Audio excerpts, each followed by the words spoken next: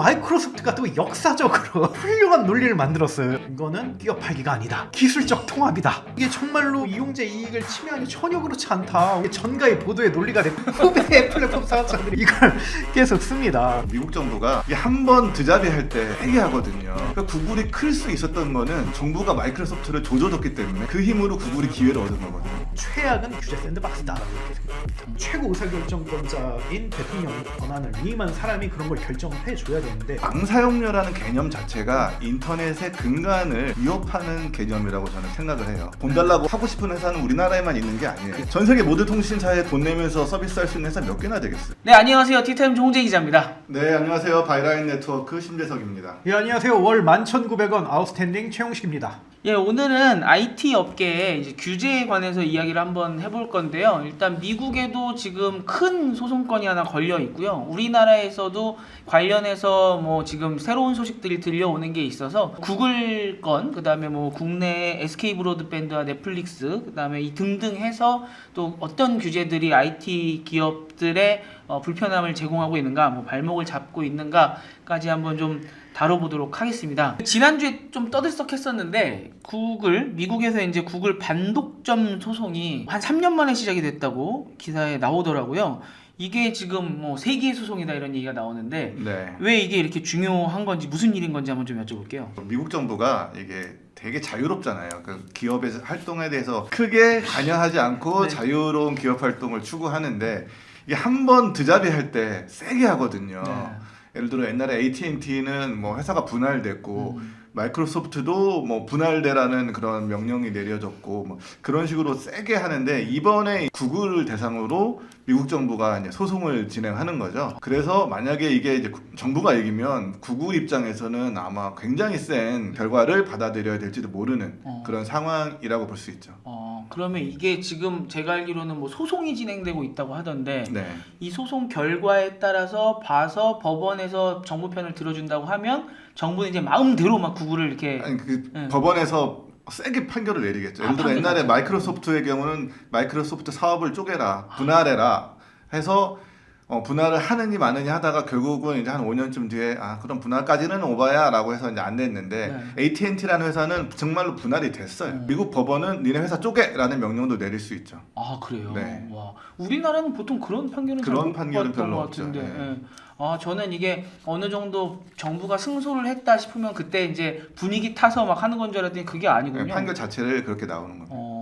근데 이번에 첫 번째 판결 나온 걸 보니까, 그다음에 뭐 소송이 첫 번째 거 진행된 거 보니까 일단 끼어 팔기 했다 이런 걸로 지금 좀 욕을 먹고 있는 거죠. 네, 핵심은 안드로이드 운영체제를 갖고 있잖아요. 네. 근데 안드로이드 운영체제는 디바이스에 탑재되는 거잖아요. 아니면 그 디바이스에 탑재될 때 우리 구글 폰 쓰시는 분들은 다 기본 검색이 아마 구글 겁니다. 그쵸. 네이버를 기본 검색 쓰시는 분은 별로 없죠. 이게 다 뒷거래가 있었다 이런 거예요. 그러니까 이런 디바이스 업체나 아니면 웹브라우저 업체, 저기도 마찬가지죠. 아이폰에도 아마 구글 검색이 기본 검색일 거예요. 네. 다 그런 데다가 거래를 하고 돈을 줘서 그 기본 탑재를 시켰다. 이것이 공정한 경쟁을 저해한다. 이런 것이 이제 정부의 주장인 거죠. 네. 보니까 뭐 매년 그 보조금으로 13조 원인가? 를 구글이 매년 뿌렸다. 삼성, 뭐 애플 막 이런 데다 다 뿌려갖고 매년 그냥 준 돈이 네이버 1년 매출보다 훨씬 많다. 뭐 이런 식으로 나오는 것 같더라고요. 처음에 이제 네이버가 그 구글이 안드로이드를 처음에 모바일 혁명이 시작되고 안드로이드가 자리 잡을 때 가장 두려워했던 그 부분이었어요. 네. 안드로이드 기본 탑재로 구글이 들어가면 이제 검색 습관이 구글로 바뀔 수 있다. 네. 되게 무서워했는데 실제로 많은 부분 구글 그 이후로 점유율이 엄청 올라왔죠. 네. 지금 뭐 네이버를 뭐 이기거나 그러진 못했지만 카카오 옛날 다음은 2위에서 구글에 밀려서 3위로 내려왔고 구글이 이제 옛날 다음 수준의 2위 지위를 한 30% 정도 올라온 거죠. 그게 보통 락인이라고 많이 하잖아요. 네. 그래서 뭐 거대 플랫폼이 있으면 거대 플랫폼이 어떻게 성장하냐, 가장 손쉬운 방법이 락인이거든요. 끼어 팔기. 만약에 뭐 네이버 검색 있으면 카페 넣으면 사람 다 카페만 쓰는 거고. 뭐 마찬가지로 우리가 네이버 입장에서 얘기해보면 그런 건데, 근데 이게 그 되게 좀 복잡한 그런 것 같아요. 어떻게 보면 자연스러운 거이기도 하고 또 어떻게 보면 좀 이제 경쟁자 입장에서는 억울하기도 하고 그래서 이게 어떻게 보면 뭐 계속 이슈가 됐었다고 볼 수가 있죠. 경쟁법의 기본은 소비자의 편의성을 해치느냐 안 해치느냐의 문제거든요. 네. 근데 이게 소비자의 편의성을 해쳤느냐 안 해쳤느냐를 이제 판단하겠죠. 그 경쟁사가 억울한 건 둘째 문제죠. 소비자의 편의성 이게 제일 중요한 거니까. 많은 소비자들은 구글 편해라고 할 수도 있을 것 같은데. 근데 이게 되게 재밌는 게 네. 구글이 처음에 등장할 때 네. 그때는 마이크로소프트가 세상을 지배하던 시절이잖아요. 네. 근데 아까 말했던 그 소송, 마이크로소프트가 쪼개져라라고 명령이 내려오던 그 소송이 그 시점이에요. 구글이 등장하던 시점. 네. 마이크로소프트가 한번 끼워 팔기 시작하면 끝도 없이 끼워 파는 회사잖아요. 그렇죠. 그걸 누구보다 잘하는 회사고 그만큼 그걸로 성장했던 회사인데 구글이 등장하던 그 시기에 마이크로소프트는 웹브라우저 점유율이 뭐 98% 뭐 이런 식의 엄청난 압도적인 점유율을 갖고 있던 시기인데 그 끼워 팔기를 잘 못했어요. 왜냐하면 정부한테 당하고 있는 상황이었거든. 네. 그러니까 구글이 클 수 있었던 거는 정부가 마이크로소프트를 조져줬기 때문에 그 힘으로 구글이 기회를 얻은 거거든요. 익스플로러였다가 원래. 네, 그렇죠. 물론 그 마이크로소프트가 아주 강하게 끼워 팔기를 못했어요. 네이버도 마찬가지요. 네. 네이버도 가장 정부로부터 드잡이 받았던 해가 2014에서 15년이었는데 그때 뭐 정말 뭐 포털 규제법도 나오고 뭐 조중동이 합심해서 네이버 엄청 때리고 뭐 은둔의 경영자다 뭐 이런 것도 뭐 이해진 의장을 뭐 겨냥해서 나오고 막 그랬었는데 근데 그때 진짜 많이 못했어요. 그 네이버가 예를 들면 네이버가 오래전부터 커머스를 되게 하고 싶어 했어요. 네. 그리고 커머스를 굉장히 중요한 검색 품질을 좌우하는 데이터라고 봤어요. 하려고 하는데 계속 왔다 갔다 했어요. 2009년부터 할까 말까 왜냐면 계속 그 사이에 일단 근데 G마켓과 옥션은 그렇게 뭐 대단하지 않았기 때문에 뭐 크게 뭐 성장하지 못했는데 쿠팡이 그때 막 팍 치고 나서 엄청나게 잘 됐었죠. 그리고 모바일 같은 경우도 굉장히 많은 부분 네이버와 연동을 할 수 있는 그런 게 많았었는데 그것도 계속 눈치를 봤어요. 할까 말까. 네. 그때 또 카카오톡이 나와가지고 뭐 이렇게 할 수가 있었죠. 물론 이제 카카오톡이 제이컵을 그린 건 맞아요. 진짜 아주 자연적으로 제이컵을 그렸는데 분명히 네이버가 압살할 수 있었을 거예요. 뭐 여러 가지 방식을 통해 가지고. 네. 근데 어쨌든 그에 대해서 강하게 그렇게 하지 못했어요. 그래서 어떻게 보면 우리는 글로벌로 가자 하다 보니까 딱 돌아보니까 지금 이게 3분지계가 돼버린 거죠. 네. 옛날에는 이제 천하통일이었는데 네이버가 좀 그런 측면도 있었죠. 그 재밌는 부분은 네이버가 오픈마켓에 옛날에 진출한다라고 해서 막 서비스를 딱 출시한 적이 있어요. 네네네. 난리가 났죠. 이제 네. 검색에다가 오픈마켓까지 이제 같이 가면 막 끼어 팔기 아니냐, 이제 막 너무 독점이다 막 해서 사실 그 시절에 오픈마켓은 이베이 하나밖에 없었거든요. 옥션하고 G마켓이니까 11번가는 아직 그렇게 크기 전이고. 그런 상황에서 이제 그래서 옥션한테 차별이다, G마켓한테 차별이다 해서 네이버가 그걸 접었거든요. 네. 접고 네이버는 참 대단한 회사인 것 같아요. 그러고 나서 만든 게 스마트 스토어예요. 네. 오픈마켓 같은데 오픈마켓은 아니고 뭔지 잘 모르겠는 걸 만든 거죠. 네. 그래서 이제 더 이상 규제의 대상이 아닌 상황이 된 거죠. 그리고 그렇게 만들었기 때문에 다른 오픈마켓이랑 지금 차별성이 있는 그렇죠. 거잖아요. 네. 어떻게 보면은 좋은 결정이었던 거네요. 그러니까 불문율이에요. 거기서 뭐 홍보팀에 물어봐도 그러니까 모든 정황이라든지 관계자의 그 이야기가 정말 커머스를 하고 싶어 하는 게 너무나도 느껴지는데 그 공식적인 에서는 전혀 안 나가죠. 우리는 이거는 커머스가 아니요. 이거는 오픈마켓이 아니요. 이것은 소상공인을 도와주는 그냥 툴이요. 이렇게 하는 거죠. 이게 되게 예전에는 그걸 믿어야 되나 말아야 되나 이렇게 생각하는데 지금 돌이켜보면 와 고충이 많으셨겠구나. 네. 그분들이. 근데 좀 전에 이제 MS 말씀해 주셨잖아요. 네. 지금 이번에 구글 얘기 나올 때도 계속 그 기사에 MS 얘기가 나오더라고요. 그때 좀 아까 잠깐 말씀을 해주시긴 했는데 이게 실질적으로 어떻게 결론이 났고 이걸 들어봐야 이제 구글이 앞으로 어떻게 될지도 좀 예상을 해볼 수 있을 것 같으니까. 그래서 그게 정말 바로 미터입니다. 그 이후로 나오는 모든 플랫폼 특가점 이슈는 다 이거랑 똑같아요. 그냥 똑같다고 보시면 됩니다. 네. 그래서 다들 아시다시피 윈도우가 뭐 OS 시장에서 절대적인 점유율을 갖고 있었죠. 물론 뭐 독점 그 자체는 불법이 아닌데 두 가지 이슈가 되게 문제가 됩니다. 이게 진짜 독과점이 완전 핵심적인 건데 뭐 이거 제 이론이 아니라 제가 공정위 뭐 고위 관계자라든지 뭐 이런 인터뷰를 하면서 그때 드는 건데 첫 번째는 경쟁을 방해하면 안 된다. 공정 경쟁을 방해하지 말아라. 이게 공정의 모든 액션의 최우선이라고 하더라고요. 그다음 두 번째는 뭐 소비자 이익을 침해하면 안 된다. 이걸 통해서. 근데 어쨌든 공정을 방해하지 말아라가 이게 가장 큰 공정위의 그 원칙이 뭐 전 세계적으로도 이거에 대해서 이제 문제가 되는 건데, 근데 아시다시피 뭐 인터넷이 나오면서 웹 브라우저가 나왔고 그때 넷스케이프라는 네. 그런 서비스가 굉장히 빠르게 그 시장을 장악을 했는데, 뭐 마이크로소프트 입장에서는 얘네를 그 가만히 냅둘 수는 없었죠. 그래서 어떻게 보면 거의 뭐 이게 뭐 처음일 수도 있고 아닐 수도 있는데, 어떻게 보면 정말 공식적으로 그 끼어 팔기를 해서 이슈를 만들었죠. 그래서 딱 그 OS에 자동으로 익스플로러를 탑재시켜가지고 이제 사람들 다 익스플로러만 쓰게끔, 실제로 그 넷스케이프가 뭐 후두둑 떨어지면서 그 전략이 주요했고, 어떻게 보면 이게 최초의 플랫폼 끼어 팔기이고 이슈가 됐었던 것 같아요. 뭐 그 전에도 뭐 사례는 있었겠지만 이렇게 엄청난 이제 그 파급력을 보여준 건 이게 처음인데, 그래서 그 넷스케이프를 비롯한 이제 미국에 있는 그런 정부들이 이렇게 문제 제기를 했죠. 이건 명확하게 이건 공정을 방해하는 거다. 그리고 이게 더 나아가서 소비자의 이익 저해로 이어진다라는 이야기를 했었는데, 또 마이크로소프트가 또 역사적으로 되게 훌륭한 논리를 만들었어요. 이게 진짜 지금 봐도 이게 오락가락하게 하는, 네. 첫 번째로 이거는 끼어 팔기가 아니다. 이거는 기술적 통합이다. 그러니까 예전에는 뭐 승용차에 있는 부속 용품들 다 따로따로 구매해야 되는데, 지금 이제 다 완전체로 해서 나오잖아요. 사실은 뭐 오디오라든지 예전에 다 따로 구매를 해야 됐어요. 그러니까 윈도우 자체가 브라우저를 품고 있다, 약간 이런 느낌이에요? 그렇죠. 그래서 그거는 우리는 단순히 OS를 넘어서 정말 올인원 그런 그 서비스를 제공하기 위함이고, 사람들 인터넷 많이 쓰니까 그에 대응하기 위함이다.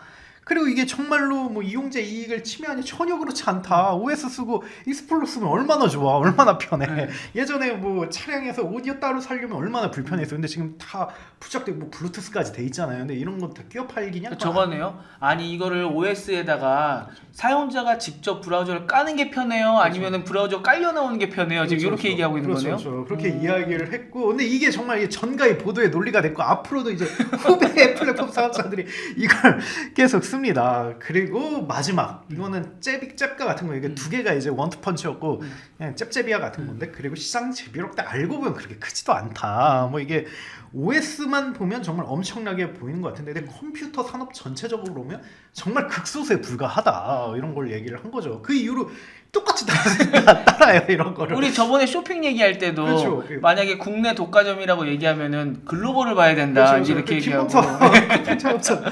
이 전가의 보도의 논리를 다 쓰기 시작을 합니다. 이게 그래서 역사적인 거예요. 그래서 결국 이게 둘이 싸웠는데 1심은 연방거래위원회에 편을 들어줬어요. 왜냐하면 그 마이크로소프트 내부 문서가 발견된 거예요. 우리는 그 윈도우의 그런 입지를 이용해서 경쟁자를 압살해야 된다, 이런 게 이렇게 나와가지고 이건 공정거래를 막는 정말 빼박이다, 이렇게 해서 그 1심에서는 이제 마이크로소프트가 졌는데, 바로 이제 항소를 했고 굉장히 많이 좀 그 싸웠어요. 그리고 그때 또 언론 플레이도 굉장히 많이 했어요. 이게 혁신 산업은 정말 앞으로 무궁무진한 신기술이 나올 텐데, 그럴 때마다 뭐 끼어 팔기냐고 막을 거면 이거 니들 어떻게 감당할래, 뭐 이런 것까지 뭐 여론전을 펼치니까 결국 합의를 했어요. 이긴 건 아니에요. 마이크로소프트가 합의를 했는데, 원래 법원은 이제 회사 분할 명령을 내렸는데 그렇게까지는 하지 않아도 돼. 다만 니들 비슷한 거 하지 마. 그리고 적어도 그 애플리케이션들이 니들의 그 탑재할 때는 절대 차별 행위하지 말고,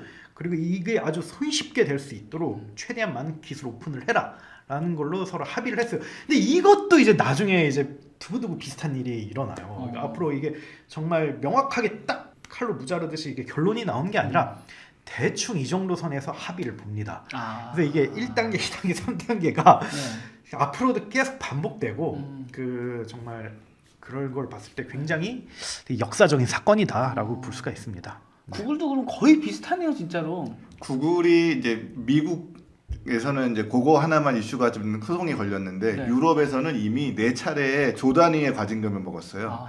4차례의 그 과징금 사례들이 다 비슷합니다. 이게 하나의 플랫폼의 힘으로 다른 데까지 뭐 영향을 미치는 거. 예를 들어 이제 구글은 광고 플랫폼 갖고 있거든요. 광고주도 가지고 있고, 광고를 거래할 수 있는 거래소도 갖고 있고, 자기가 매체도 갖고 있어요. 근데 광고주를 비딩을 걸 때 광고주 이제 비딩을 걸 거 아니에요? 비딩 걸 때 내 플랫폼에만 살짝 미리 가격을 알려준다든지 뭐 이런 식으로 해서 이제 끼어 팔기에서 과징금도 굉장히 크게 먹었고 또 뭐 사전 탑재는 계속 문제가 되죠. 안드로이드 사전 탑재는 계속 문제가 됐고 그다음에 뭐 검색을 했는데 쇼핑 결과가 나왔어. 근데 쇼핑을 지네 구글 쇼핑을 먼저 보여줘. 이런 것도 이제 문제가 됐고 또 이제 뭐 힘으로 압박하는 경우도 있어요. 뭐 우리 모든 사이트에 그 검색창 있잖아요. 네. 검색창에 검색어를 넣으면 어떤 회사들은 그 구글 말고도 뭐 일반 검색 엔진 말고 기업 검색 엔진에도 그 광고가 붙는 경우가 있어요. 검색 광고. 그 광고가 제일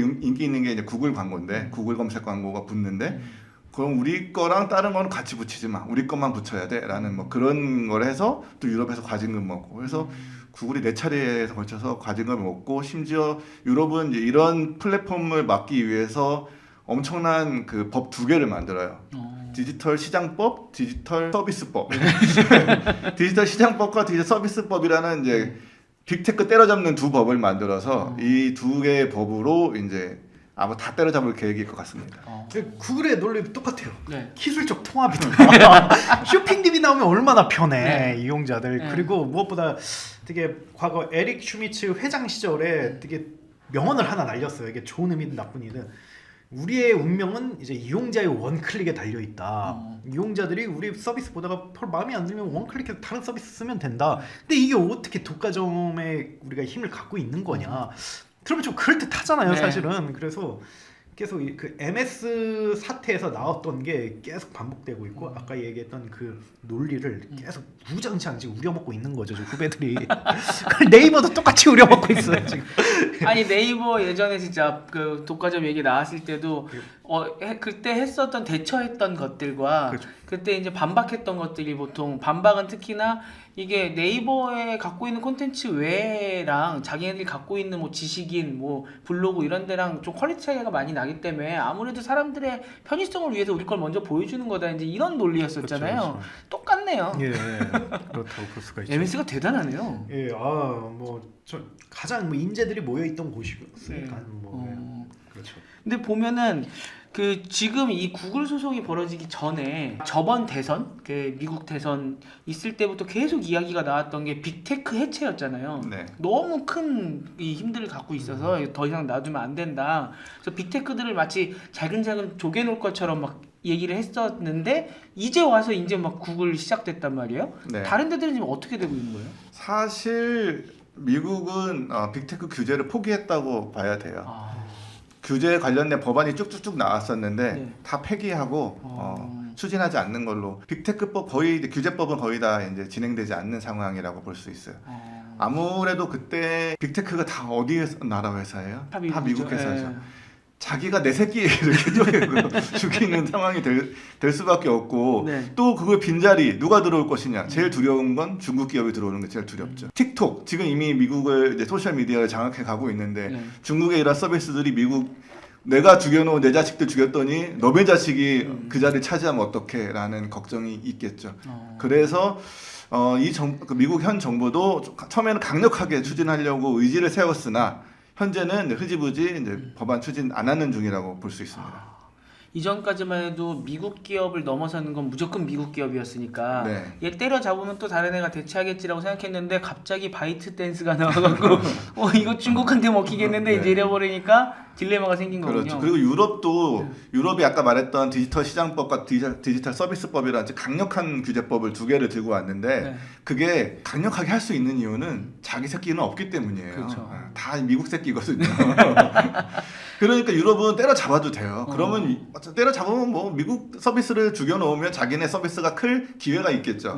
그러면 그 마음대로 죽일 수 있다고요. 지금은 여지도 없지만 그나마 좀 자기네들 기업이 클 여지라도 좀 남겨야 되니까 그리고 뭐 과징금이라도 뜯어서 세수의 활용이라도 해야 되니까 좀 그런 거군요. 지금 요 미국에서 나오는 요 소송이 국내에도 영향이 있을 거다라는 기사를 봤거든요. 근데 그게 네이버랑 다음 같은 경우도 예전에 구글의 선탑재 관련해서 공정위에 신고를 한 적도 있었다 이런 기사도 봤거든요. 지금 그때 신고했었던 게 지금 뭐 어떻게 된 거고 이거 이번 좀 소송이 어떻게 좀 영향을 미치게 되는 건가요? 그때는 무혐의 결론 났고요. 2년 만에 금방 결론 났고 그 회사들도 사실 그때 아주 열심히 하진 않았어요. 정말 이게 이길 수 있을 거라 생각해서 하진 않았고 근데 뭔가 좀 꿈틀한 게 아니었나 그렇게 생각을 하는데 근데 우리나라에 미친 영향은 전 크게 두 가지라고 봐요. 그러니까 첫 번째는 일단은 이런 게 빈번해질 건 맞아요. 왜냐면 여기는 미국이 아니니까. 우리도 유럽과 비슷한 좀 포지션을 갖고 있거든요. 근데 물론 이걸 입법자라든지 아니면 정책을 만든 분들이 명확하게 알고 있지는 잘 모르겠어요. 근데 어쨌든 그 우리나라 사업자들이 계속 구글이나 아니면 뭐 넷플릭스나 이런 데 계속 시비 걸려고 하는 움직임은 앞으로도 계속 커질 거라고 보고요. 그리고 근데 아까 제가 뭐 여러 가지 뭐 그런 히스토리를 말씀드렸었는데 근데 한 가지 좀 그 뭐랄까 변화가 있긴 해요. 그게 뭐냐면 예전에는 시장 획정이라는 걸 하기가 굉장히 어려웠어요. 네. 뭐 아까 제가 말했던 그런 논리죠. 뭐 OS 시장은 얼마 안 되지만 뭐 컴퓨터나 소프트웨어 시장을 보면 뭐 그렇다 뭐 이런 논리 있잖아요. 그러니까 IT는 굉장히 시장을 이렇게 획정하기가 어렵다 이런 논리가 있었는데 근데 이게 획정하기 점점 쉬운 쪽으로 가고 있긴 해요. 지금 왜냐면 그 예전과 다르게 IT 산업이 굉장히 거대화되고 대형화되고 그리고 시장으로 볼 수 있는 그런 개념들이 굉장히 많아지고 있거든요. 예를 들면 이커머스만 하더라도 1등이 누구인지 명확하게 보이고 있고 거기서 누가 활동하고 있는지 명확하게 보이고 있고 그리고 그 계약 관계라든지 아니면 힘여의 균열에 따라 누가 이익을 얻고 누가 손해를 보이는지 알고 있기 때문에 그 시장 획정이 점점 정교해지고 있어요. 그래서 이게 앞으로도 이게 그런 논리가 그 힘을 얻을 것 같다. 그래서 그 이걸 통해서 좀 더 뭐랄까 규제가 더 생길 수가 있다 이렇게 볼 수가 있고요. 두 번째 이슈는 얼핏 생각했을 때 만약에 구글이 맞으면 우리나라는 누가 맞을 것인가 했을 때 네이버 맞을 것 같잖아요. 네. 근데 또 제가 앞서 이야기한 것처럼 네이버가 맞진 않을 것 같아요. 왜냐면 네이버가 예전처럼 엄청나게 뭐 힘이 센 건 아니거든요. 구글, 페이스북, 뭐 카카오, 쿠팡 이렇게 많이 들어왔기 때문에 아마 그게 좀 분산돼서 이렇게 그 나타날 것 같아요. 뭐 첫 번째로는 구글이라든지 넷플릭스가 좀 그런 걸 좀 당할 수 있을 것 같고 카카오, 배달의민족 뭐 이런 각 그 영역별 플랫폼 회사들이 그와 비슷한 그런 문제 제기와 그런 비판을 받을 수가 있어요. 그래서 이게 앞으로도 뭐 계속 저는 그 심화될 거라고 생각을 합니다. 국내에서. 네, 국내에서요. 여기서 조금 갈리는 것 같은데 예전에 심 대표님께서는 유럽은 갖고 있는 게 없다 플랫폼이 하지만 우리나라는 네이버나 카카오 이런 데가 있기 때문에 뭔가 법을 만들거나 규제를 하는 거에 있어서 조심해야 될 필요가 있다. 근데 지금 또 최 대표님께서는 우리도 유럽에 가까운 입장이다 이제 이렇게 말씀을 해주셨어요. 그럼 요 사이에서 봤을 때 만약에 이제 해외에 이런 빅테크들을 막기 위해서 우리나라가 규제를 만든다고 만약에 하면 뭐라도 좀 만들려고 할 때 이 우리나라 회사들이 고사되거나 이럴 문제는 없습니까? 저는 있다고 보죠. 예를 들어 뭐 지금 정부에서도 온라인 플랫폼 규제법, 뭐 온플법이라고 불리는 거 이런 거를 한참 추진을 했었거든요. 그건 뭐 플랫폼을 규제하는 법이에요. 사실 뭐 유럽처럼 강하게 규제하는 정도까지는 아니지만 어쨌든 규제에 이제 발을 띄는 그런 규제법인데 그런 법이 시행되면 우리나라 회사들도 영향을 받죠. 그 영향권 안에 있기 때문에. 네. 그러면 당연히 영향을 받고 그러면 쟤를 죽이기 위해서 나까지 자해야 하는 그런 일이 벌어질 수 있죠. 네. 아무래도 아까 우리나라에 이제 더 많아질 거라고 말씀을 해주셨는데 좀 조심해야 되긴 하겠네요 서로. 어디가요? 우리나라 회사들이? 우리나라 회사들이 날아갈 수도 있으니까 이제 소송 뭐 정부에서나 아니면 법원에서나 이제 이런 데서 좀 조심을 해야 될 필요는 있겠군요. 그게 좀 복잡한 것 같아요. 일단은 그 플랫폼 회사들이 어쨌든 필연적으로 롱테일을 기반으로 비즈니스를 하잖아요. 소상공인들하고 직접적으로 연관돼 있단 말이죠. 다들 그래요, 다들. 근데 이들하고 필연적으로 충돌이 생길 수밖에 없어요. 일종의 제로섬 게임 같은 그런 구조 안에 있기 때문에 한쪽이 돈을 벌면 한쪽이 돈을 덜 버는 좀 구조예요. 그래서 끊임없이 이야기가 나올 수밖에 없고 정치인들은 여기에 호응할 수밖에 없죠.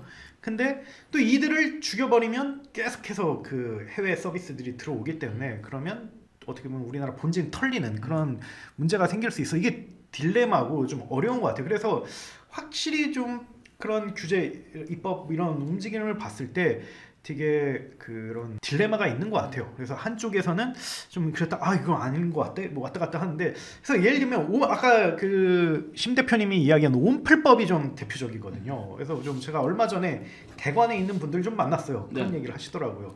아마 정권이 바뀌었으면 지금 진작에 도입됐을 거라고. 뭐 그러니까 지금 다른 정권이라면 아마 야당이 잡았으면. 근데 물론 야당도 문제고 여당도 문제고 뭐 이렇게 둘 다 장단점이 있지만 어쨌든 그 야당 쪽에서는 이런 규제나 아니면 왜냐면 소상공인하고 좀 직접적 연관이 돼 있기 때문에 이런 거를 좀 많이 하죠. 근데 지금 여당 입장에서는 그런 거에서는 조금 상대적으로 그렇게 시급함을 느끼진 않고 있거든요. 그래서 좀 이게 약간 온풀법이 지금 완전히 도입되지 못하고 지금 그런 상황인데 이런 게 좀 여러 가지 현실을 반영하는 게 아닌가 그렇게 생각합니다. 온풀법은 좀 사실 좀 뭐랄까 재밌는 사례라고 보이는데 네. 온풀법은 지난 정부에서 발의된 법이에요. 지난 정부의 그 공정거래위원회가 강력하게 플랫폼을 규제하겠다 이런 이제 의지를 강력하게 보였었죠. 그러고서 이제 추진을 했는데 우리나라 이 정부의 특성상 각 부처가 이기주의가 있거든요. 그 공정위가 온풀법으로 규제할 거야, 플랫폼 규제할 거야. 그러니까 방통위가 걔네는 부가통치 사업자인데 우리 대상이야 이러는 거예요. 그럼 우리가 규제할 거야라고 하다가 과계정통부, 야 걔네 IT잖아, 우리야. 셋이 싸운 거예요. 셋이 서로 자기가 규제하겠다고. 네, 자기들이 규제하겠다고. 야, 니네 손 떼어 내거 할까? 이러다가 서로 싸우다가 합의가 안 됐어요. 그래서 정권이 바뀌었죠. 현 정부에서도 계속 그 세 부처가 이제 싸우다가 한 올 총가에 그럼 우리 같이 규제하자라고 이제 같이 이제 마음을 같이 합쳤어요. 근데 내부적으로는 모르겠지만 그 이후로도 진도가 잘 안 나가고 있다가 오늘 발표 나는 거 보니까 과기정통부에서 이제는 온풀법식 그런 규제 말고 일단 자율 규제를 해보자라고 자료가 나갔더라고요. 네. 근데 이건 또 공정위가 합의한 내용인지는 또 봐야 돼요. 지금 그래서 한번 그 구글 관련해서는 어떤 지금 상황인지, 그다음에 구글이 앞으로 어떻게 될 것 같은지, 그거는 이제 마이크로소프트의 예를 보면 된다라고 정리를 해주셨고, 그것과 관련해서 이제 우리나라 플랫폼에는 어떤 영향이 있을지까지 한번 이야기를 좀 나눠봤습니다. 여기까지가 이제 구글 이야기고요. 오늘 이제 그 공고를 나간 걸 보시면 이것과 함께 이어가는 이야기로 한번 국내 규제, IT 규제 관련해서 어떤 것들이 좀 없어지면 좋겠나, 좀 수정됐으면 좋겠나 관련해서 오늘 이야기를 좀 나눠볼까 합니다. 그래서 일단은 규제 베스트 3 이렇게 꼽아봤고요. 이번 주에 막 시끌시끌했던 내용이에요. 네. SK 브로드밴드랑 넷플릭스가 원래 망사용료 문제로 둘이 소송을 하다가 1심에서 애매한 판단이 나왔었잖아요. 네. 둘이 알아서 약간 이런 판단이 1심에서 내려졌었고, 뭐 약간 이런 식이죠. 네. 야, 니들은 왜 이걸 가지고 소송을 해? 니들이 합의해 이런 거죠. 그죠? 서로 기사 쓴 걸 봐도 이쪽이 승소 쪽이라는 사람들도 있고 이쪽이 맞다는 사람도 있고 좀 애매한 판단이 나왔었는데, 최근에 이게 지금 둘이 회사가 합의를 봤다 이렇게 며칠 전에 나왔어요. 네. 어저께인가요? 그저께인가 되게 근시일 내에 나왔었는데 요거 한번 정리를 좀 부탁드리겠습니다.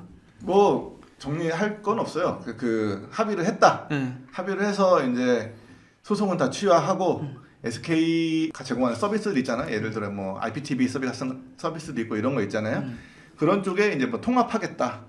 그러면 예를 들어 브로드밴드 고객들은 그 브로드밴드에서 넷플릭스를 곧바로 시청할 수 있거나 브로드밴드 그 리모컨에 넷플릭스 버튼이 들어간다든지 뭐 이런 식으로 이제 서로 이제 비즈니스의 협력 관계를 가져가겠다. 어제까지만 해도 죽이려고 싸우다가 오늘은 갑자기 우리 친구야 이렇게 된 거죠. 이게 왜 싸운 거예요? 이게 네. 좀 앞으로 큰 영향을 미칠 것 같아요. 이게 뭐냐면 뭐 망중립성에 대한 이슈죠. 사실 이게 인터넷 회사들은 서비스를 운영하는 과정에서 어느 정도 네트워크에 대한 비용을 내요. 근데 그게 뭐 좀 말이 많습니다. 그 뭐 예를 들면 뭐 비유를 들자면 뭐 인터넷 회사들 입장에서 그 보자면 이게 마치 망이라는 게 고속도로인 것 같은데 고속도로 통행료와 사용료 이거 누가 내냐? 그거 운전하는 사람들이 내는 거잖아요. 그렇죠.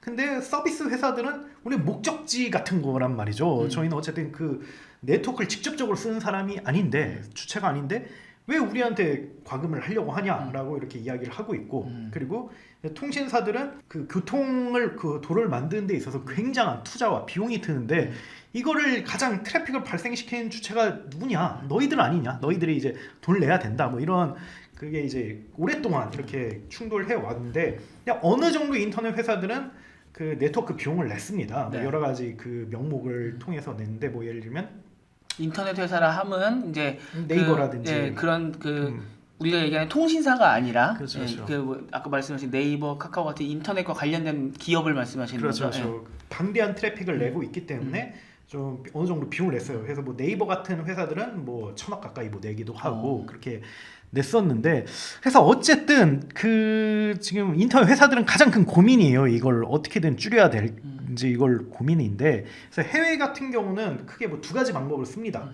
첫 번째는 네트워크를 직접 깔기도 해요. 돈 많은 회사들은 이렇게 하기도 하고, 아니면 그 캐시 서버라고 해가지고 가장 많이 그 데이터가 이제 이용되는 그런 콘텐츠를 그 서버에 저장을 해가지고 그걸 이제 전 세계 각지에 저장을 해가지고 그 만약에 그 틀 때마다 그걸 이렇게 굉장히 적은 비용으로 그렇게 틀 수 있도록 그렇게 조치를 취하는데, 그래서 그걸 보통 캐시 서버라고 보통 이야기를 하죠. 그래서 그 대형 인터넷 회사들은 이 방식을 통해서 최대한 비용을 계속 줄이려고 하는 거예요. 근데 우리나라에서 아무래도 후자에 대한 시도가 굉장히 많았어요. 예전부터. 캐시 서버요? 예, 그렇죠. 그걸 만들려고 했는데 근데 통신사들이 예전엔 좀 받아주는 경향이 있었어요. 유튜브 같은 경우는 어느 정도 받아줬어요. 그래서 했는데 해보니까 우리가 왜 이렇게 하고 있지? 이걸 비용을 어떻게 보면 청구를 하면 오히려 그 돈을 벌 수 있을 것 같은데 근데 우리가 캐시 서버를 이렇게 설치해줄 의무가 있나? 그래서 이거에 대해서 계속 분쟁을 좀 일으키기 시작을 했습니다. 그럼 캐시 서버는 통신사가 만들어주는 거예요? 아니에요. 그 이제 인터넷 회사들이 설치를 하는 거예요. 그 서버에. 그래서 그런 이제 이슈가 있었는데, 근데 넷플릭스가 이제 화두가 떠올랐죠. 왜냐면 넷플릭스 같은 경우는 굉장히 고화질로 엄청난 데이터를 이렇게 서비스를 한단 말이죠. 그렇기 때문에 이게 드는 비용이 어마어마한데, 그래서 캐시 서버를 설치를 하려고 하는데 통신사들이 이제 그걸 받아주지 않는 거죠. 받아주지 않고, 그리고 뭐 가끔씩 이게 뭐 정확하진 않습니다만 좀 서비스 품질을 좀 조정해가지고 이용자 불편을 일으키기도 하고, 근데 이용자들이 불편을 하다 이렇게 얘기를 하면 물론 통신사도 타격을 받지만 사실 인터넷 회사들이 좀 더 큰 타격을 받거든요.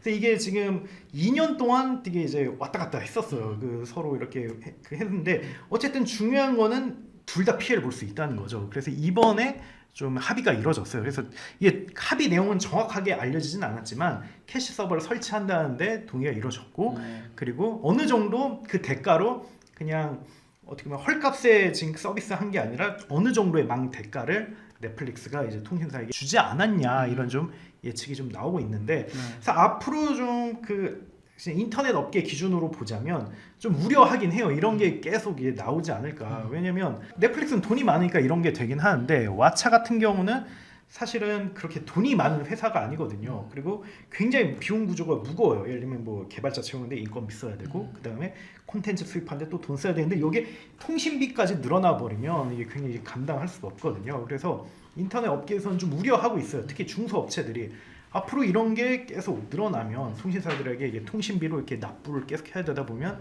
이게 비즈니스가 축소되는 게 아닌가. 그래서 어떻게 보면 5G 시대인데 지금 5G 시대의 인프라가 4G랑 크게 이제 나아지지 않았다, 이런 얘기도 있거든요. 물론 이걸 정확하게 따져봐야 되겠지만, 그래서 좀 이게 좀 업계에서는 좀 우려하고 있고, 그리고 일부 인터넷 업계 관계자들은 좀 굉장히 걱정하기도 하고 그런 상황이죠.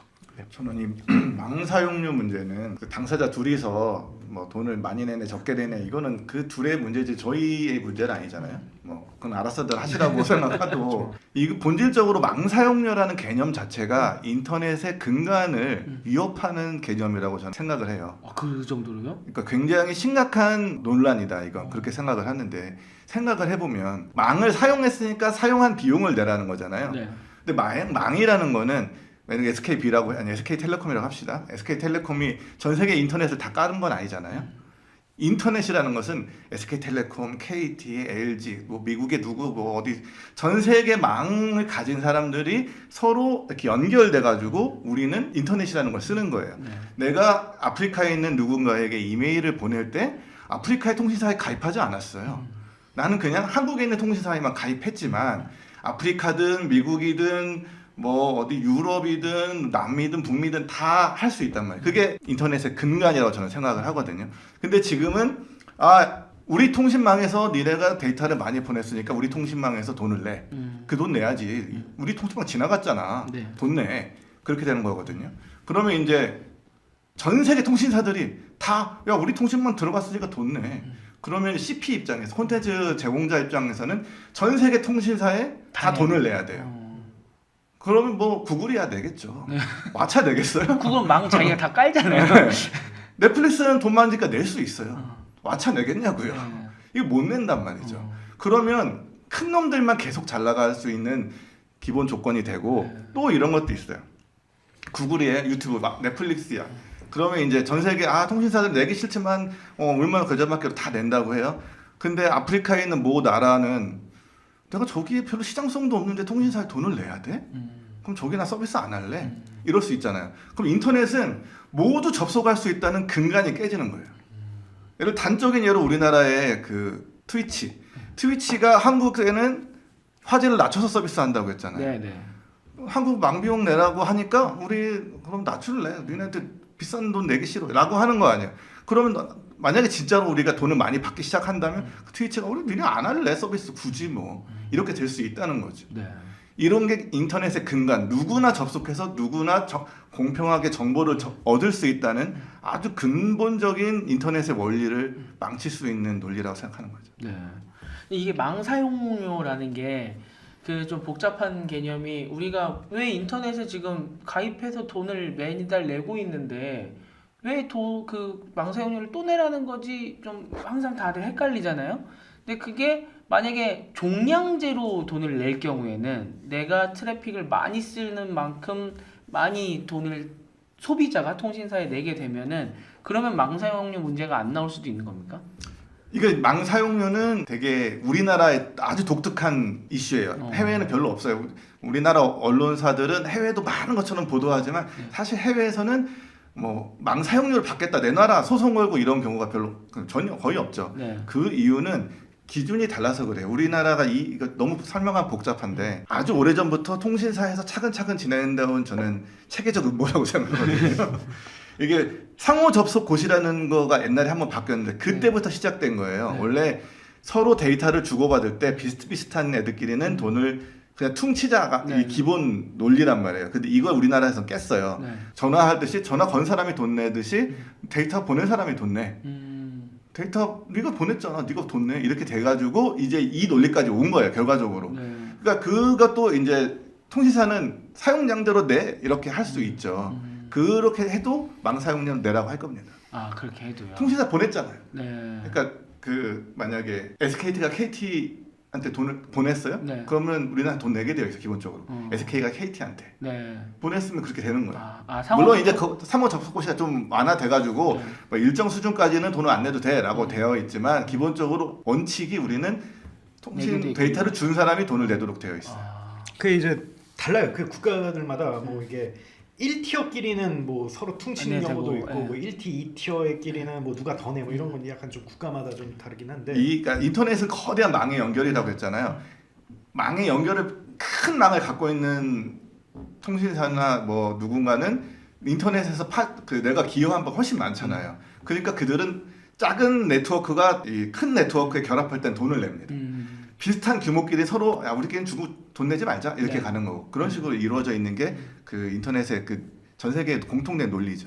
그래서 뭐 통신사 분들 만나면 진심으로 사실은 내야 된다 이렇게 얘기를 해요. 왜냐면 우리 이게 비용 까는데 얼마나 이렇게 많은 돈이 이게 이제 인프라 까는데 돈이 들어가는 거 아니야. 근데 왜 여기서 돈을 벌면서 그에 대한 대가를 안 내는 거냐. 뭐 이렇게 이게 진심으로 이야기를 하고 또 약간 좀 현실적인 이유도 있어요. 그분들을 옹호하고 싶은 건 아니지만 그 예를 들면 통신업은 기본적으로 굉장히 이제 로컬이고 딱 우리나라에서만 사업을 할 수 있고 그리고 이제 그 라이센스를 있어야 뭐 할 수가 있는데 근데 그러다 보니까 딱 마진이라든지 이런 것도 굉장히 좀 정해져 있고 그리고 또 뭐 이렇게 이제 가계 뭐 부채라든지 이런 이슈들이 있어가지고 막 비용을 막 올리긴 어렵긴 해요. 그쵸. 그래서 사실은 그냥 그냥 심플하게 봤을 때 그래 그냥 뭐 망을 어떻게 보면 도로라고 이렇게 생각을 하면 전 세계 뻗어진 도로라고 생각하면 사실 이제 뭐 이용자들이 이제 승용차 모은 사람들이 내는 게 맞긴 한데 근데 이들에게는 어떻게 보면 이제 통신사들이 부과하기가 좀 한계가 있는 거죠. 여러 가지 그런 측면에서 그러다 보니까 어떻게 보면 이제 목적지라든지 이런 데들 이렇게 더 내라고 하는 거예요. 그래서 약간 조금 복잡한 이슈인 건 맞긴 해요. 통신사들이 무조건 그런 걸 하지 말아라 뭐 이렇게 뭐 할 수 있느냐 뭐 이거는 좀 어떻게 생각하시나요? 예. 아니 그 말을 예를 들어 그 도로에 비유한다면 네. 통신사도 논리가 있죠. 네. 백화점 앞에 백화점에 돈 내는 거 알죠? 길 막히는 혼잡비. 그러니까 공공의 어떤 도로에 네. 특정 백화점으로 인해서 너무 차들이 몰리면 전체 서비스가 이제 약간 약화되는 거잖아요. 그거에 대한 백화점한테 혼잡비 같은 거를 청구한단 말이에요. 네. 그 논리를 하면은 이제 할 수는 그것처럼 돈 내라고 할 수 있죠. 이건 네. 저는 계속 얘기하고 싶은 게 이건 비즈니스 논리거든요. 네. 비즈니스 논리 말고 인터넷의 근본 철학, 인터넷의 원리 이건 해치면서 비즈니스 논리를 세우면 안 된다라고 네. 생각하는 거죠. 그럼 통신사들이 좀 참아야 되나? 아니면 통신사들이 좀 계속 그 해야 되나? 아니면 이용자들에게 계속 부과를 해야 되나? 더 높은 통신 비용을 부과해야 되나? 네.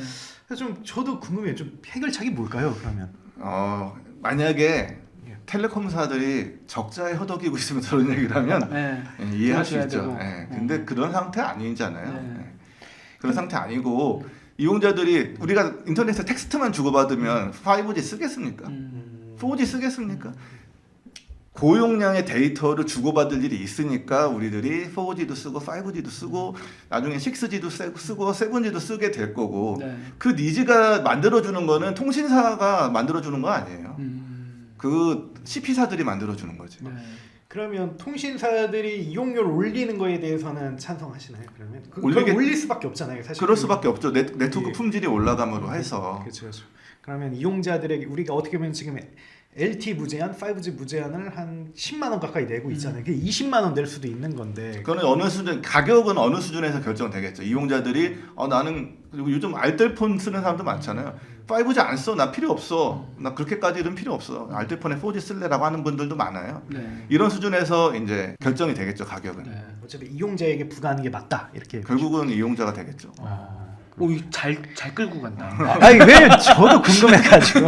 근데 이게 그러니까 뭐 어쨌든 막 통신사 입장에서 보면 이해가 되는 부분이 있거든요. 근데 네. 이런 걸 사실 인터넷 업계에서 쉽게 이런 질문을 하기도 어렵고 네. 왜냐면 인터넷 업계는 대체적으로 굉장히 높은 수위로 네. 억울함을 토로하고 있거든요. 근데 저는 반골 기질에 있어서 그런지 그렇게까지 이게 안 될 일인가 뭐 이런 생각이 늘 있긴 했었어요. 이게 인터넷 업계 저도 취재한 대부분이 네. 인터넷 업계이긴 한데 그럼 통신사가 다 독박 써야 되나? 근데 계속 이제 매출이라든지 이익은 통신사들께 떨어지고 있는 건 맞아요. 물론 아직까지는 흑자이긴 한데 그러니까 뭐 그들이 이런 주장은 할 수 있겠구나. 물론 글로벌 스탠다드하고는 완전 벗어나지만 그래서 저도 좀 그거에 대해서 좀 의견을 여쭙고 싶었습니다. 네, 저도 재작년인가 작년에 저희가 그 망사용료 이슈 막 나왔었을 때 한 두어 번 달았었는데 저도 처음에 이제 들으면서 이거를 왜 물려 이렇게 생각을 하다가 해외에서는 그래도 생각을 해보면 확실히 더 비싸잖아요. 통신 요금이나 인터넷 요금이 분명히 더 비싸단 말이에요.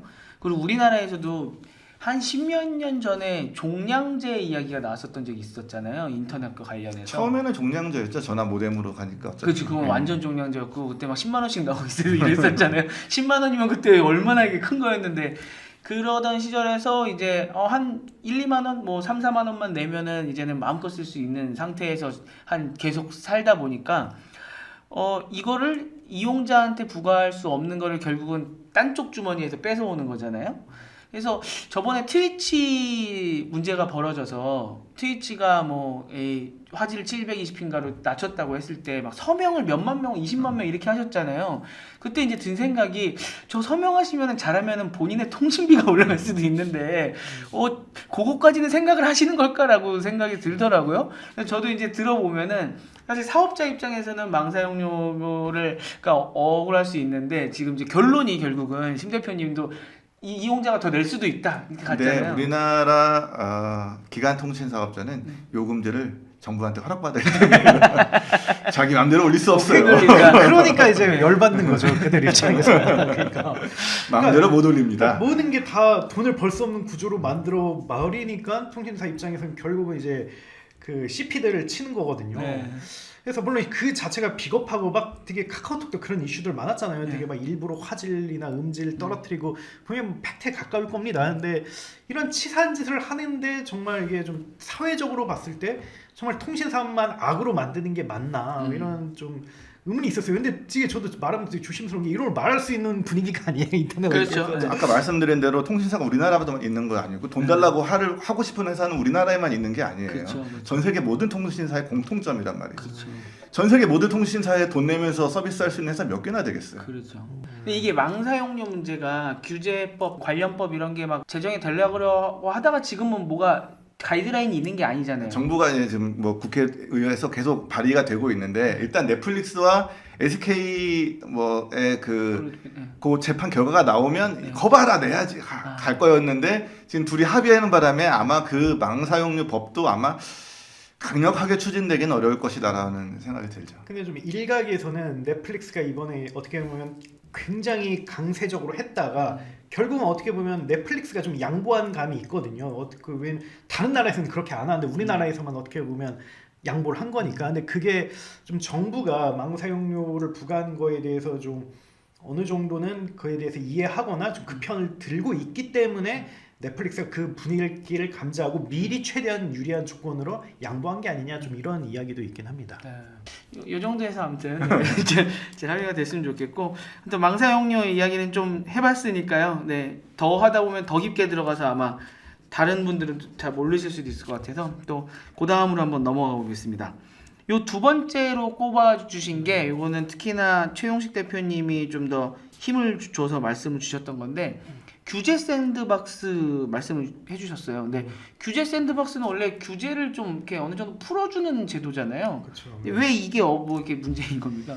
그러니까 일단은 취지에 맞지 않는 그런 결과들이 너무 많이 나오고 있기 때문인데 사실 뭐 설명드리자면 다 아실 거예요. 이게 뭐랄까 그 사업자가 새로운 서비스나 상품을 출시를 했는데 이게 현행법에 걸린다라고 하면 이제 사업자가 그 신청을 할 수 있습니다. 우리는 이게 이러이러한 서비스 특성과 이런 취지를 가지고 있으니까 규제를 면제해 주세요라고 해서 정부가 그걸 보고 검토를 해가지고 오케이 누르면 2년 동안은 이제 면책을 해줍니다. 그리고 만약에 2년이 지나고 나서 다시 한 번 더 연장 신청을 하면 2년 더 연장을 해줘요. 그래서 4년 동안은 뭐 어떻게 보면 이제 면책을 받는 건데, 그래서 마치 뭐 샌드박스라는 게 모래판이란 뜻이잖아요. 그래서 아이가 모래판 뛰어놀듯이 마음껏 뛰어놀아라 이런 이 취지로 했는데 전혀 마음껏 뛰어놀지 못하고 있다는 거 이거를 얘기하는데, 그래서 규제 관련해서 많은 분들을 만나는데 좀 최악의 규제로 이걸 많이 꼽더라고요. 그래요? 왜냐면 도움이 안 된다는 거죠. 이게 첫 번째가 뭐냐면 이게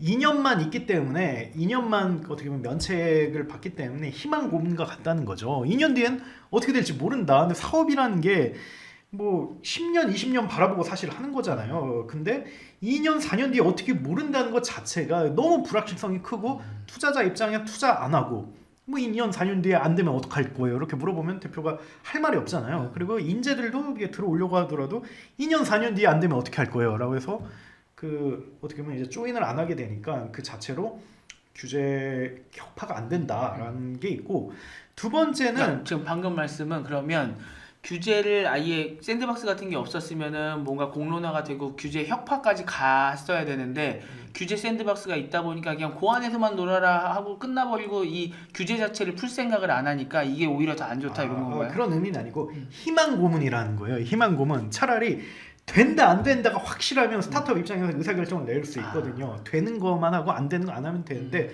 이게 되는 것도 아니고 안 되는 것도 아닌 거잖아요. 지금은 잠깐 허용해 주는데 안 될 수가 있으면 어떻게 회사 망하라는 거잖아요. 그러니까 의사결정을 굉장히 혼돈스럽게 만든다는 거죠. 네, 그래서 그러니까 희망 고문이라는 게 가장 와닿으리라고 생각을 해요. 그리고 두 번째는 그렇다고 해서 뭐 담당 기관에서 심사를 통해서 다 면책시켜 주는 것도 아니고 조건을 거는 경우도 있거든요. 뭐 예를 들면 되게 혁신적인 자판기를 내놓았다라고 하면 그걸 뭐 무조건 다 허용해 주는 게 아니라 서울시 한 10개만 설치해 뭐 한다든지.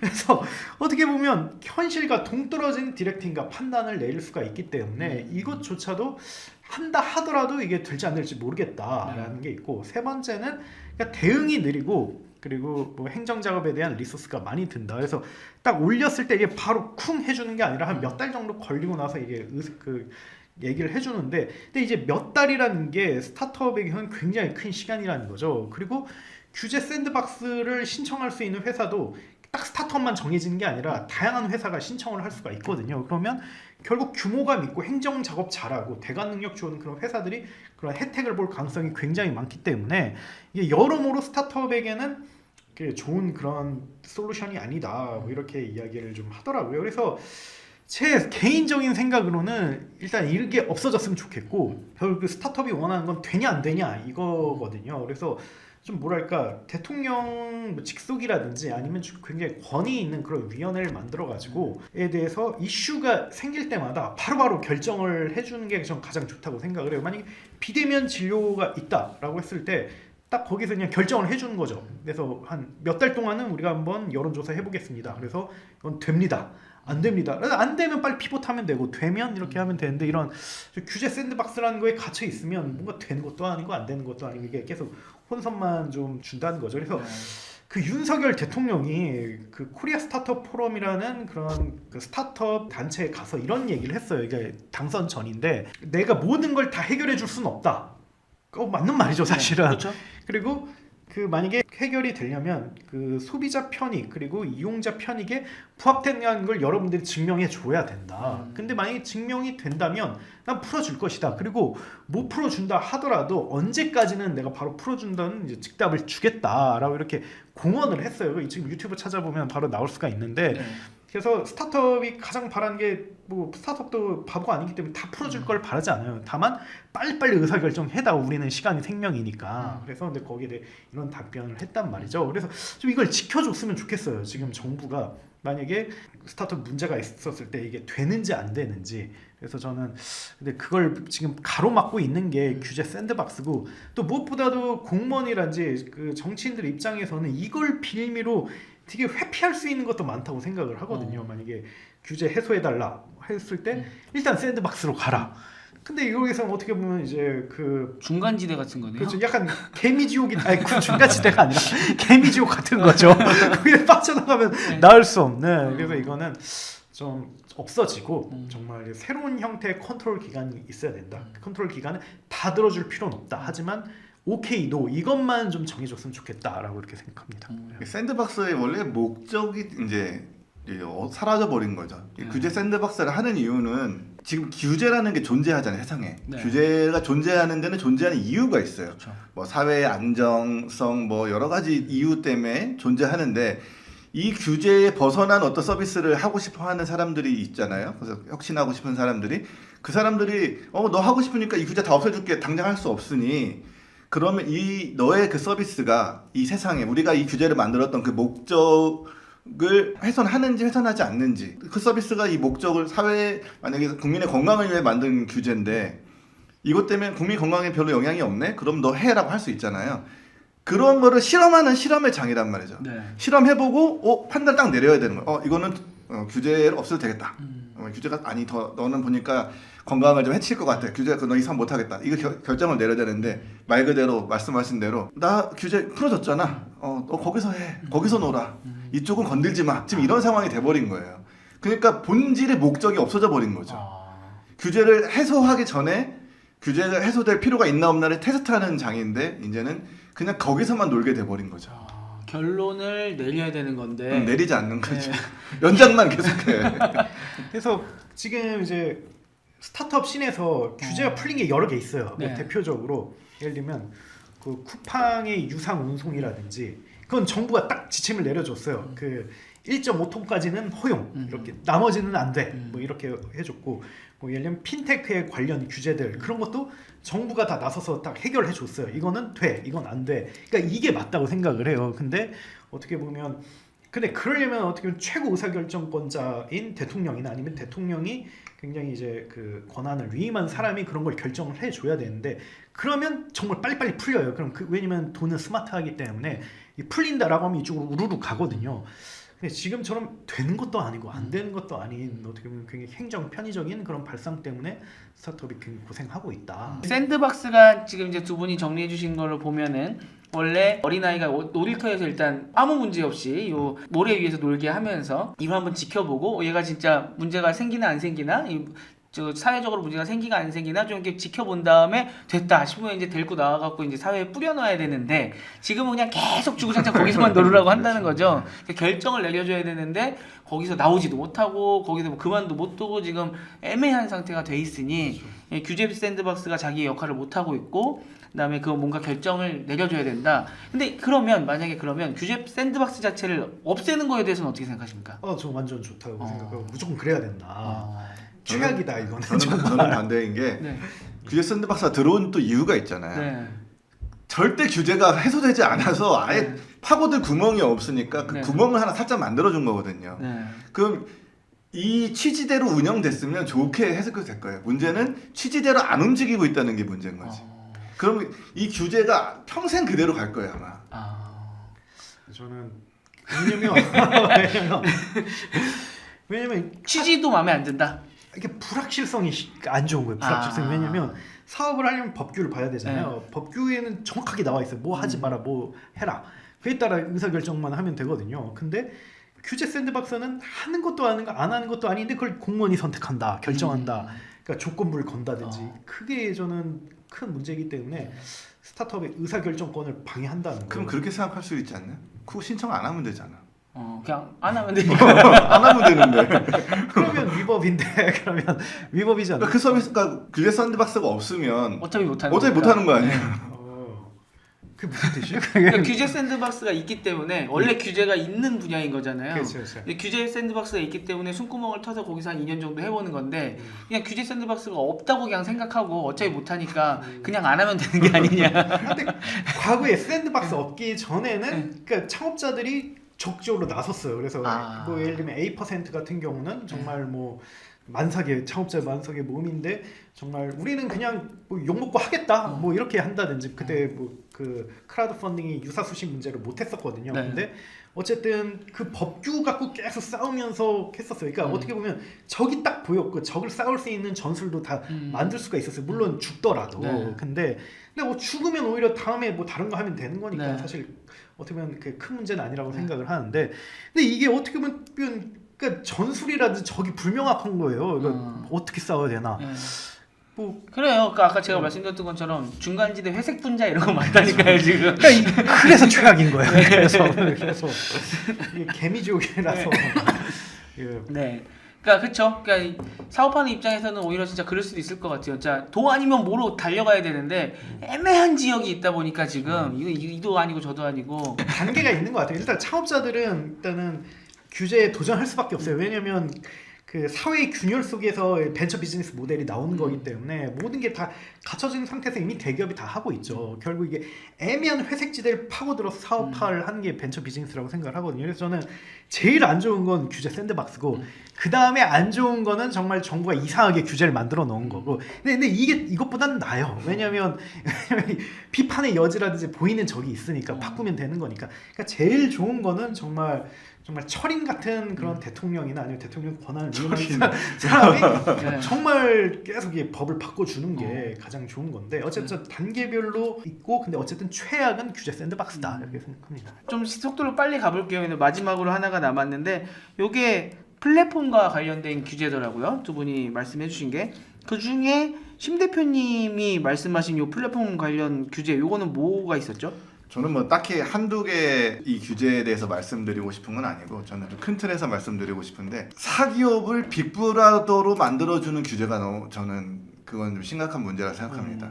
예를 들어 우리 N번방 방지법 이런 게 있죠. 네. N번방이 그 엄청난 비극적인 범죄가 잔인한 범죄가 일어나긴 했지만 그거에 대한 책임을 그 플랫폼이 일어나지 않도록 막 미리 모니터링해라 이거잖아요. N번방 방지법의 핵심은 미리 니들이 이용자들이 무슨 데이터를 주고받는지 무슨 이야기를 하는지를 감시하고 있다가 그걸 가지고 거기서 불법적인 거를 주고받으면 신고해 이거잖아요. 네. 이거는 사기업이거든요. 플랫폼은 사기업이 어떤 사법적인 권한을 갖도록 권한을 줬다고 생각이 들어요. 이들을 무슨 빅브라더로 만들어 줄 수 있는 여지가 있다.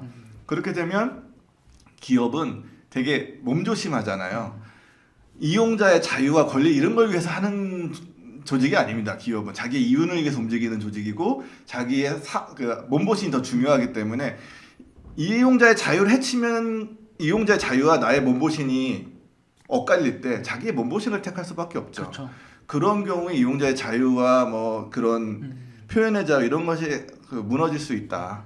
이런 게 자꾸 만들어요. 우리나라도 그렇고 유럽도 그렇고 그러는데 자꾸 플랫폼이 감시하래. 감시가 필요하면 정부가 해야죠. 왜 그걸 플랫폼이 합니까? 네. 라고 저는 생각합니다. 네. 그 정부가 플랫폼 안을 들여다봐도 된다라고.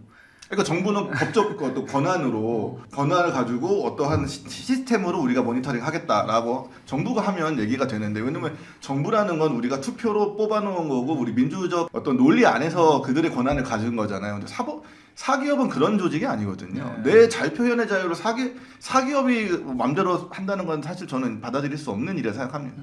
그러니까 예를 들어 방통위 같은 데서 음란물이라던가 아니면은 뭐 안 좋은 것들을 차단하거나 이런 거는 오케이지만 네, 그거는 뭐 우리 법적으로 할 수 있는 거지만 그거를 뭐 카카오한테 맡기고 자꾸 그렇죠. 네이버한테 네, 맡기고 그러면은 이게 좋은 취지에서 만들었다고 하는데 오히려 사기업이 큰 권한을 가질 수 있는 문제가 그렇죠. 생긴다는 네. 거죠. 예를 들어 이제 음란물 이런 건 사실 너무 명확한 거 있지만 가짜뉴스 방지법 이런 것도 이제 만든단 말이에요. 그래서 네네. 가짜뉴스가 유통되지 않도록 해라. 뭐 그러면 가짜뉴스란 무엇인가? 누가 판단합니까? 그거를 예를 들어 이런 말 좀 정치적인 얘기이긴 하지만 옛날에 다스는 누구 겁니까? 이런 게 한참 나올 때 있었잖아요. 네. 그 당시에 한 이명박 정부 시절에 다스는 그 다른 사람 거였어요. 그래서 그렇게 주장했던 정봉주 의원인가가 뭐 명예훼손으로 감옥 갔죠.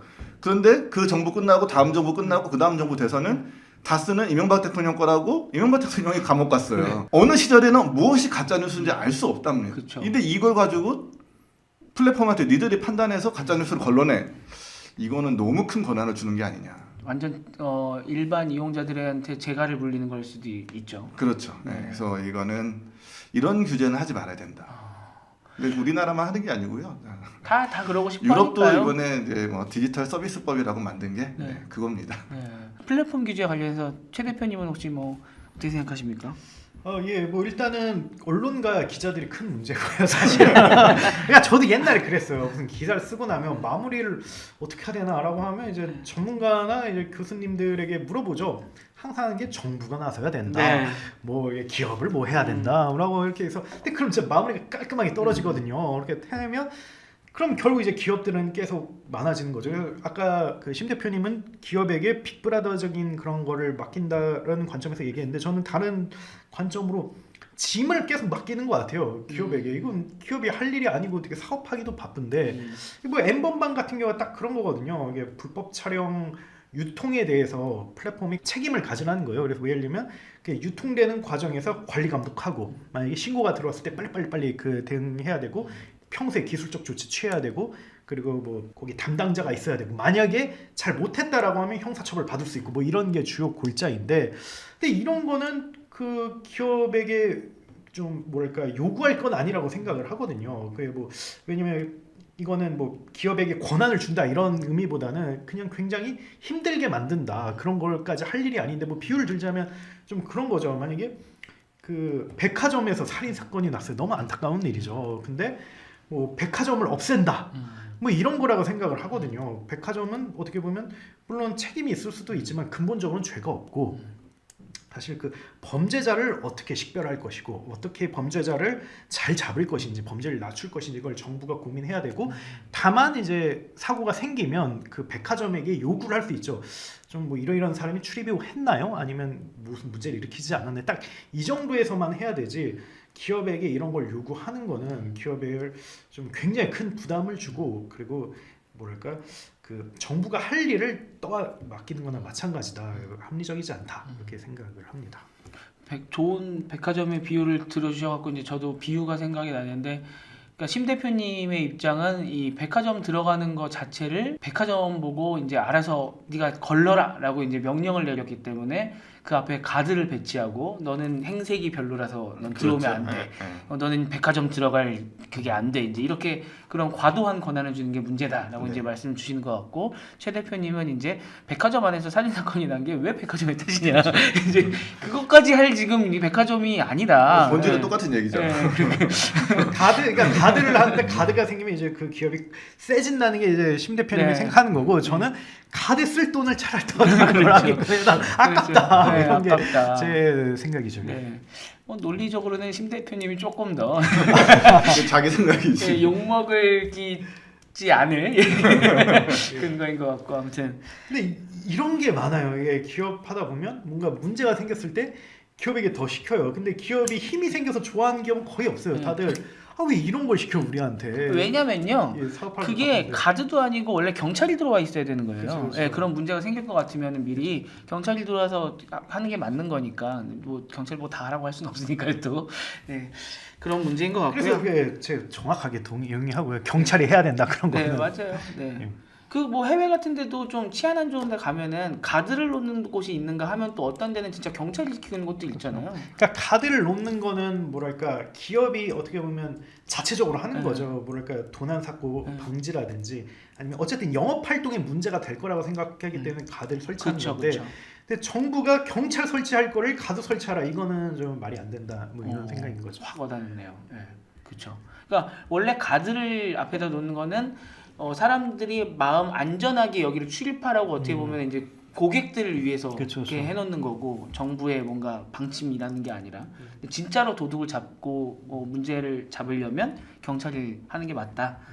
이해가 잘 됐습니다. 감사합니다. 예. 두 분 특히 이번 주는 진짜 준비하실 게 첨예한 이런 이야기들이어서 고생 많이 하셨고요. 추석 때 푹 쉬시고 여러분들 또 이제 날씨도 많이 쌀쌀해질 것 같은데 이제 가을이 돼서 다시 한번 뵙겠습니다. 봐주신 여러분들 감사합니다. 고생하셨습니다. 네, 고맙습니다.